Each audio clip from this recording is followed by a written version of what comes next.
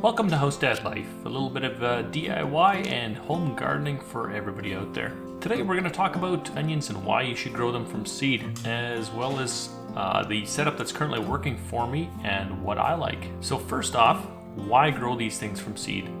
Storage is the primary reason I've chosen to grow them from seed versus onion sets.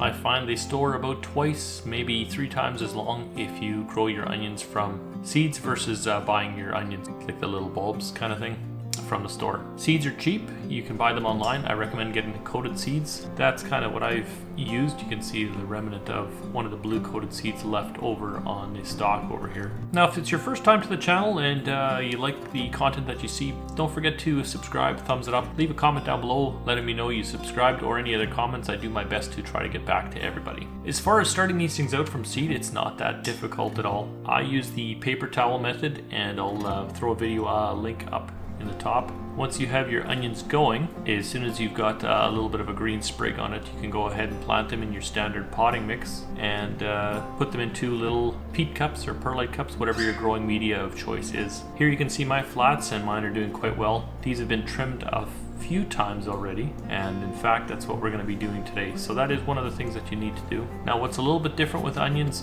do like it wet, so make sure you keep the moisture level up pretty good. You can almost not have them wet enough. As long as they're not sitting in any water, you're good to go. When to trim these things? Wait till they get about 4 inches tall and then take off the top 2.5, 3 inches to leave just a little bit of a stub. And then anytime they get 5 or 6 inches tall, don't hesitate to chop down and leave about 2 inches remaining. As you can see here, all I do to do this is take my shears and chop off whatever part that I want to trim off the plant, and that's how we set her up. Fast forward through this, make sure I get these all done, and I'll show you the pile of chives we're left with in the end. Now, the reason that you're doing this is you're going to get a healthier, thicker stalk on your onions, and they're not going to tip over as easy. If you find that you do have any that are tipped over, like the one that you can kind of see off to the side there, once you're done with your trimming, just kind of prop it back up, either by just pushing the dirt, kind of nudging it over, and that's all that I'm doing here, just to point it back up in the right direction. This is going to get you bigger onions and a much sturdier stalk. Here you can see the whole tray is finished, and everything is cut down to where I like them. Now, these are about 3.5, 4 inches tall, but this is also about the 5th time that I've trimmed these things down. Don't throw the chives away or the greens. These are fantastic in potato salads, in an omelet, breakfast eggs, wherever you want any greens to. For me, you know what? I just chuck them everywhere because I love onions. Hence the amount that I'm growing for my garden as well. Once you have these things all set up and they're all established and ready to go outside, when you're they can take a light frost to keep that in mind, so you don't have to worry too much about covering these things if you do get a light frost. Some tips that I've learned over the years: plant them in, and once a month give them a little bit of blood meal. They absolutely love that. And if you can water them outside with old aquarium water from that, they absolutely enjoy that as well. It'll get you nice big onions.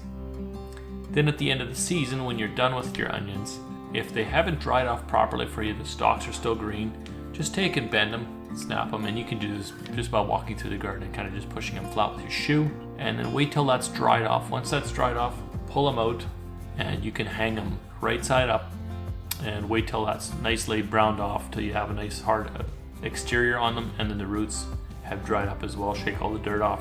They'll store really well. I've had a batch of onions grown like this last me 2 years in storage without any mold or any growth, as long as you keep them cool and you keep them dry. I hope you guys learned something here today, and if you do have any more tips for me, I'm all ears, and I'm always willing to try new stuff out, so leave that in the comments down below. And until next time, take care.